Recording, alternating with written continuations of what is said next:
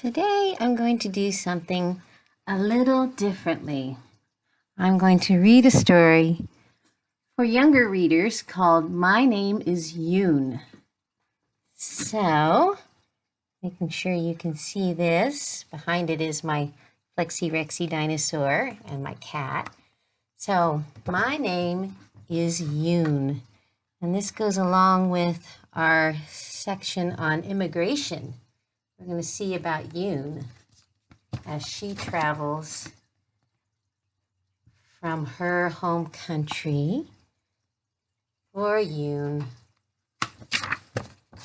And there's a picture of Yoon, as you can see.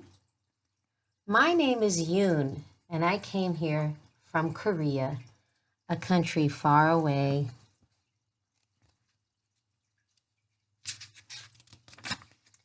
It was not long after we settled that my father called me to his side. Soon you will be going to your new school. You must learn to print your name in English, he said. Here is how it looks. Y-O-O-N.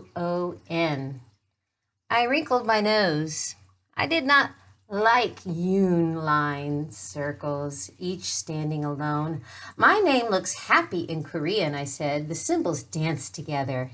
And she shows a picture of her name in Korean script. And in Korean, my name means shining wisdom. I like the Korean way better. Well, you must learn to write it this way. Remember, even when you write in English, it still means shining wisdom. And here she is with her father showing her how to write her name. Here's another view. I did not want to learn the new way. I wanted to go back home to Korea. I did not like America. Everything was different here. But my father handed me a pencil and in his eyes said, "Do as I say." He showed me how to print every letter in the English alphabet.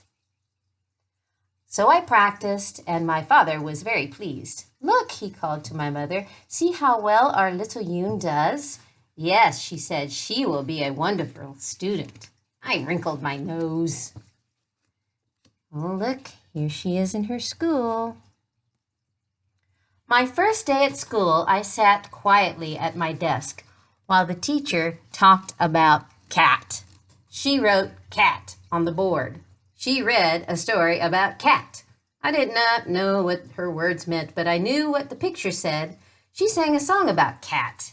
It was a pretty song, and I tried to sing the words too. Later, she gave me a paper with my name on it.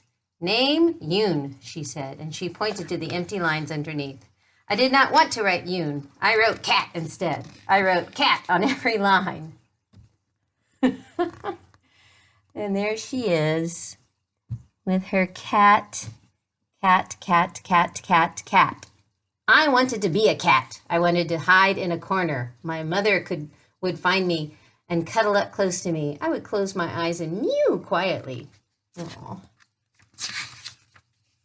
The teacher looked at my paper. She shook her head and frowned. "So you are a cat?"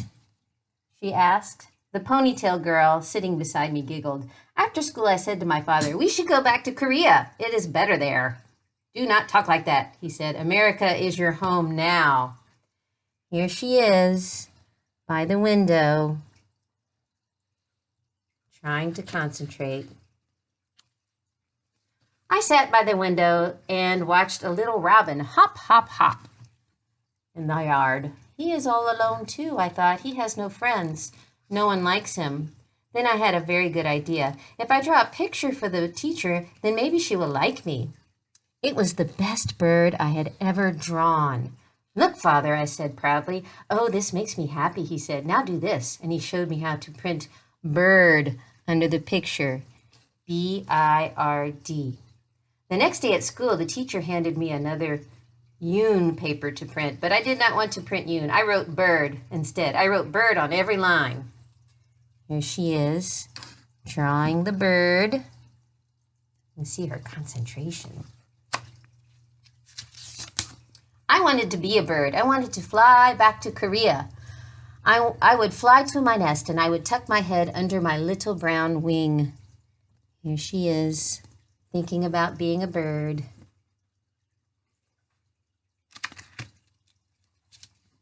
The teacher looked at my paper. Again, she shook her head. "So you are a bird?" she asked. Then I showed her my special robin drawing. I patted my red dress, and then I patted the red robin. I lowered my head and peeked up at her. The teacher smiled.